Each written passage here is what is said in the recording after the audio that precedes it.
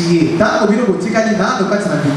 Sachez que les autres comme vous, ils ont même été plus que vous. Dieu leur a donné la capacité de surmonter par son amour. C'est ça la victoire. Pourquoi? Parce que Jésus-Christ est venu comme sacrifice. Or, comme il est venu, et il s'est donné en sacrifice pour mes péchés. Cela veut maintenant dire que je suis héritier de sa vie. Parce qu'il a versé son sang. Maintenant, comme ce n'est pas un sang animal, donc le principe de rachat veut que la vie du sacrifice revienne au racheté. Voilà pourquoi Jésus-Christ, par son sang, il ôte le péché. Il enlève le goût de péché. Je vous dis la vérité. Si vous êtes sincère comme la Bible, je n'aurai pas le temps de le dire. On va peut-être voir ça le jeudi. Mais si vous l'approchez avec un cœur sincère, il vous prendra par la main. C'est possible de vivre en jeune fille et de laisser le péché en dehors de son corps, en dehors de son esprit. Ça ne sera pas le pasteur, ça ne sera pas l'église, ça sera toi avec ce que Dieu veut, ça sera toi avec ce que Dieu donne. Dieu donnera la capacité naturelle par Jésus-Christ. En fait, le Saint-Esprit. Parce que vous savez, le jeudi, quand je vous ai fait lire Luc 11, je ne l'avais pas tout lu. Mais quand on l'a lu ensemble, quand le Seigneur a parlé de vous qui êtes des méchants, vous donnez les bonnes choses à vos enfants. Et quand vous demandez à Dieu, Dieu qui est bon, comment ne vous donnera-t-il pas le Saint-Esprit? En fait, j'ai découvert ça avec vous. Je n'avais pas lu ça jusqu'à ce niveau-là. Et pourquoi le Seigneur Jésus-Christ, il parle du pain, du poisson, vous ne donnez pas le serpent, vous leur donnez ce qu'ils vous demandent. Or, qu'est-ce que nous devons demander? Le Saint-Esprit. Parce que sans le Saint-Esprit, vous ne saurez pas alors vivre la vie chrétienne. Selon Malachie 4. Vous glisserez à gauche, vous glisserez à droite. Vous serez charnel. Vous serez charnel. Oh, vous savez, le Seigneur nous enseigne les choses. Manière simple. Écoutez-moi. Quand Christ est mort à la croix, il n'est pas mort pour lui-même. Il n'est pas mort pour Dieu. Non, il est mort pour le croyant. C'est-à-dire quoi? Qu'il a donné sa vie en rançon pour le péché. Maintenant, la vie qu'il donne là, ça doit maintenant se confirmer en vous. Comment?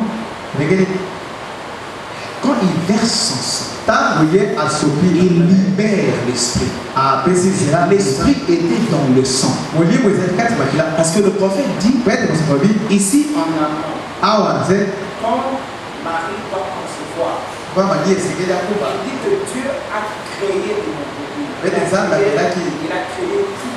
Il a créé même l'œuf. Marie n'a rien donné. Parce que Marie est de l'humanité.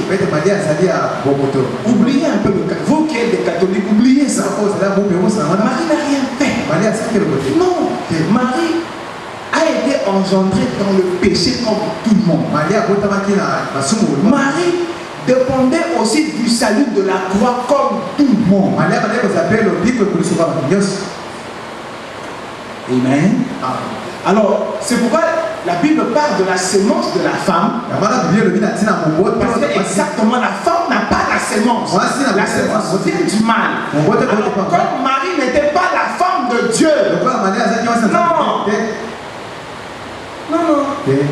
La mission de Marie s'est arrêtée quand Jésus-Christ a commencé sa mission. C'est tout. Ça s'est arrêté là.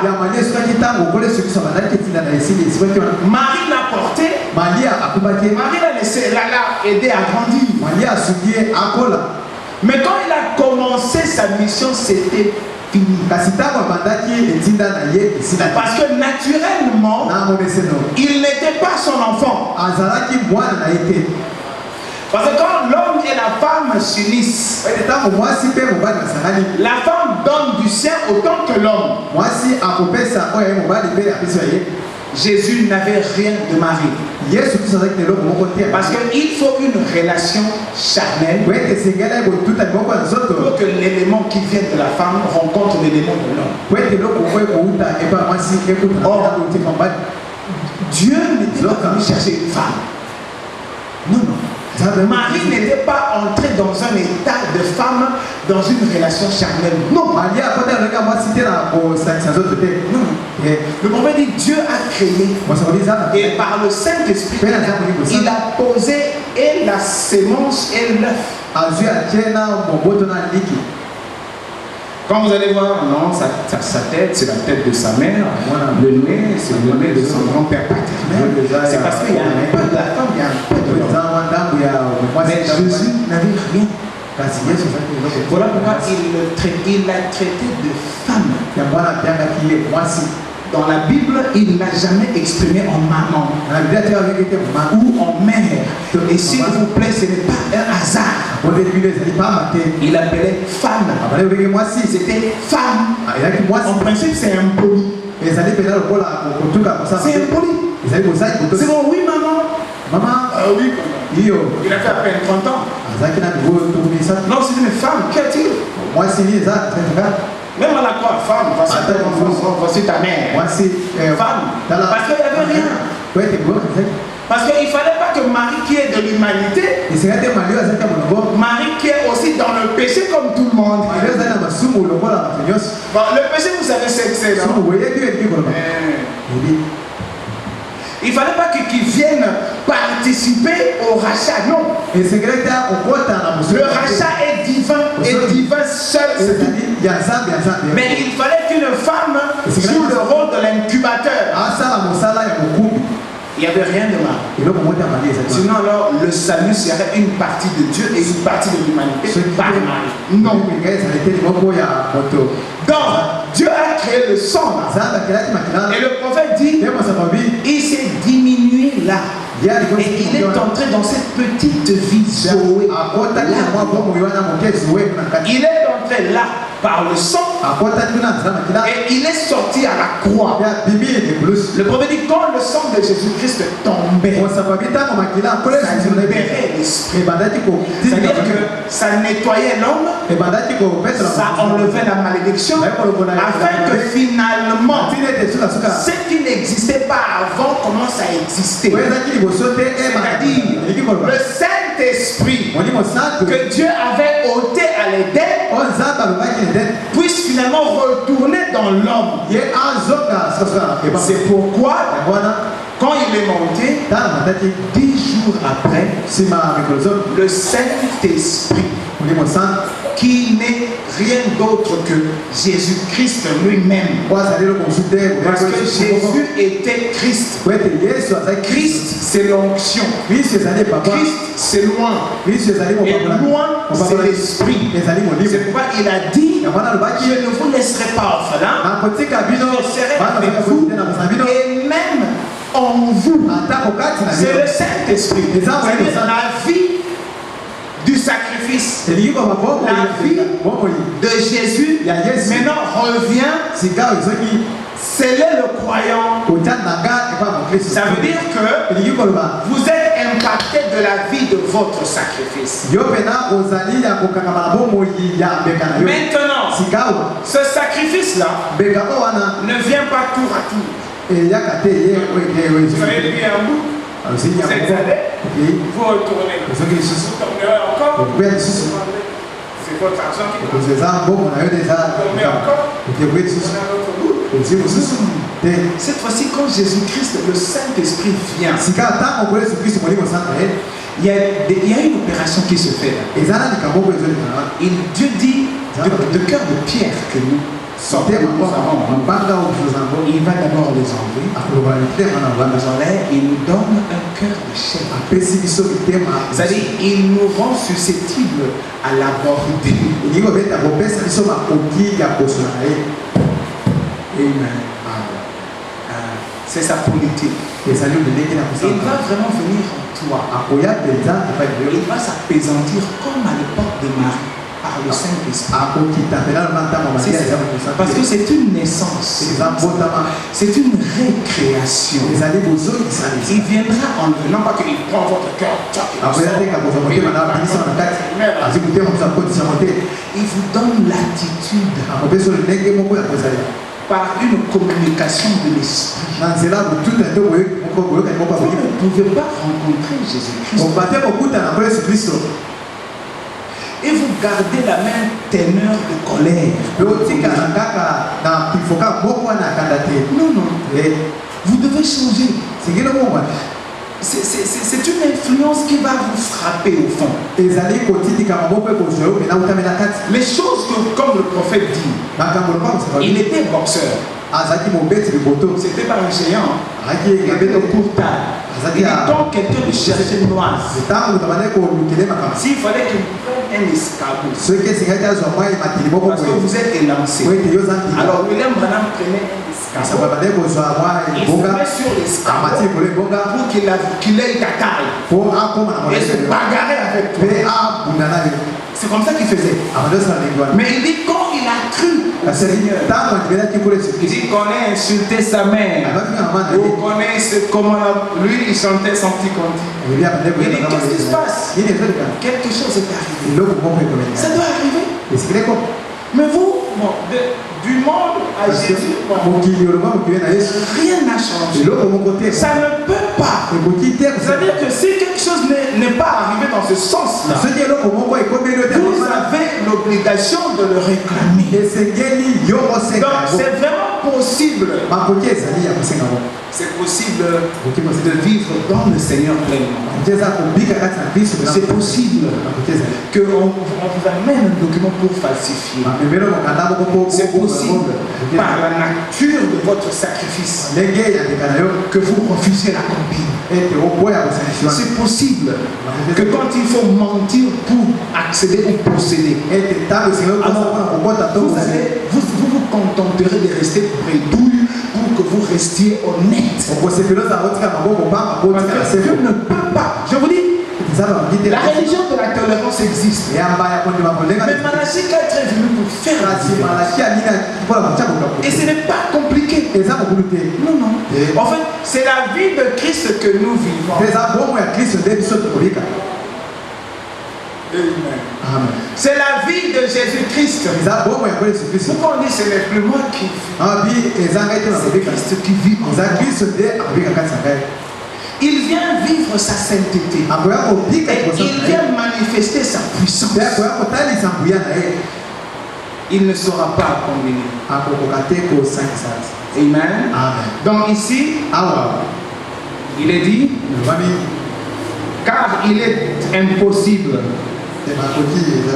que le sang des taureaux et de boucs ôte le péché. Donc c'était tout à fait normal pour eux que s'ils prenaient de la bière comme un soulard, ils continuent à boire comme un soulard. Mais quand vous rencontrez Christ, la vie de Christ vient en vous. C'est cette onction, c'est son influence qui va vous changer. C'est comme on dit, sans plus sans argent, vous n'achèterez pas ça. Il te le donnera. Tu vas seulement sentir que tu as changé. Toi qui insultais à tout bout de champ. Je vous dis là, vous ne comprendrez plus, vous ne serez plus insulté. Toi qui passais tout ton temps à critiquer et à diminuer les autres. Vous serez étonné de ça. Dès que vous vous mettez à critiquer quelque chose, vous allez arrêter. Vous allez gonfler la tête. Vous allez sentir qu'il faut que j'arrête. Il arrive même des fois, moi je me rappelle, il y a des erreurs qu'on risquait de commettre. Le Seigneur venait même la nuit nous parler dans le songe. Il te montre l'erreur que tu fais. Et quand le jour arrive, oh là là, on t'entraîne dans l'erreur. Mais tu étais déjà averti. En fait, il y a vraiment la complicité entre l'esprit de Christ et vous. Mais vous tombez, vous tombez. Mais vous êtes chrétien. C'est-à-dire que votre expérience est fausse. Alors vous n'avancerez pas, mais le crime, enfin la gravité est que vous devez vous décider. Et quand oui Seigneur, tu es mort une seule fois. Jésus-Christ est entré une seule fois et il est sorti, c'est fini. Lui il n'entre pas, il vient, il entre encore. Maintenant, si vous êtes dans la faiblesse, vous devez reconnaître. Bon, je n'ai pas le temps de tout lire, peut-être on va voir ça le jeudi. Vous devez l'aborder avec sincérité. Parce que si votre conscience va toujours vous rappeler votre mauvaise nature, parce que vous n'êtes ni justifié, ni sanctifié, ni baptisé du Saint-Esprit, vous ne produirez rien de Christ aujourd'hui. Or, ceux qui vont produire Christ aujourd'hui, écoutez-moi bien aimé, ils ne le produisent pas par leurs propres efforts. Non. C'est le principe du rachat. C'est la nature de Jésus-Christ. C'est la vie du sacrifice.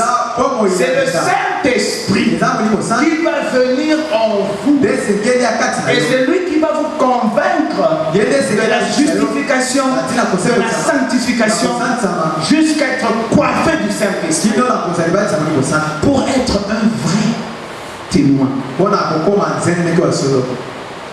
Peu importe la faiblesse, peu importe la fatigue, peu importe la difficulté, il est possible de vivre la parole de Dieu en se Laodicée corrompu. Le prophète dit c'est au milieu de la méchanceté, c'est au milieu des filles mal habillées, c'est au milieu de garçons courants de jupes qu'il envoie et ses filles et ses fils. Vous devez prouver que vous lui appartenez. Et vous devez porter le témoignage. C'est entre vous et lui.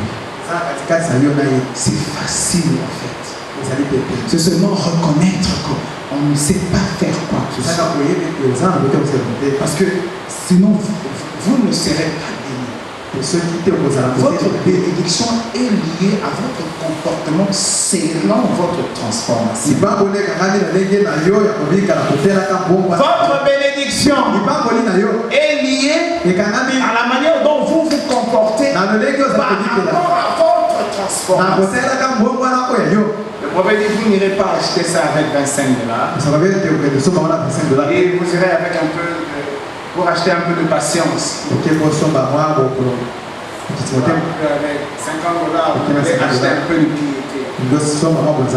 Non. En fait, c'est gratuit. Mais c'est selon vous qui devez le désirer. Dire que Seigneur, je ne saurais pas m'exprimer. Tu connais mes faiblesses. Je ne sais rien faire. Cette affaire revient toujours. C'est à toi de m'apprendre comment sortir de là. C'est toi qui dois me donner la chose qui me maintient en dehors de tout ça. Je vous dis que pendant que vous n'arrivez pas encore à vous décider, le prophète dit Dieu est en train de formater un peuple maintenant. Et quand le diable avec les démons ils arrivent, il se casse les dents. Il se casse les dents. Parce que les diables, ils sont têtus. Ils connaissent le principe. Ils savent que nous sommes toujours dans la chair. Il viendra toujours, mais il sait que des fois il vient sans conviction. Parce qu'un enfant de Dieu, je vous dis, il fera souffrir le diable. C'est même s'il sera dans une faiblesse, il ne cédera jamais dans la faiblesse. Et le diable va toujours. Il y a de ceux-là, quand le diable veut gagner, le prophète dit, ils sont là. Amen. Maintenant le problème, tu veux sauver ton âme ou tu veux te contenter des biscuits et des chocolats, et demain vous allez vous retrouver dans la tombe, ou alors demain vous allez vous retrouver dans la géhenne, là où il y a des grincements, des dents. Le prophète dit, ne le souhaitez pas. Souvent dans l'orgueil, les gens disent, ah mais moi je vais aller en enfer. C'est vraiment une folie de sa part. Il ne sait pas de quoi il parle. C'est vraiment un enfant. Il ne faut pas souhaiter être là. Parce que c'est la colère de Dieu qui s'exprimera en enfer. Il ne faut pas souhaiter de toutes les façons. Si vous êtes un enfant de Dieu, la Bible dit que Dieu a mis en vous la représentation de sa chose. C'est pourquoi on dit que nous sommes des prisonniers de Jésus. C'est possible de vivre la parole de Dieu. Même dans la faiblesse, vous vivrez sa parole jusqu'à la délivrance totale. Le problème, c'est reconnaître telle faiblesse. Mais vous les avez déjà sélectionnés. Et le Seigneur sait. Mais vous luttez avec le Seigneur jusqu'à la délivrance. Parce qu'il ne s'exprime. Oh, je vais vous lire ça devant vous. Il ne s'exprimera pas. Et le prophète, je lis ça le dimanche. Même un petit brin de péché n'entre pas dans sa conscience. C'est du point de vue la parole de Dieu. Les églises, ils vous tolèrent tout. Allez là-bas, alors c'est bon. Mais dans la Bible, vous ne rencontrerez pas le vrai Dieu. Vous rencontrerez l'onction pentecôtiste. Vous rencontrerez le rythme peut-être méthodiste. Mais ça sera différent de l'onction de la parole. Amen. Applaudissez pour le Seigneur. Nous allons nous lever.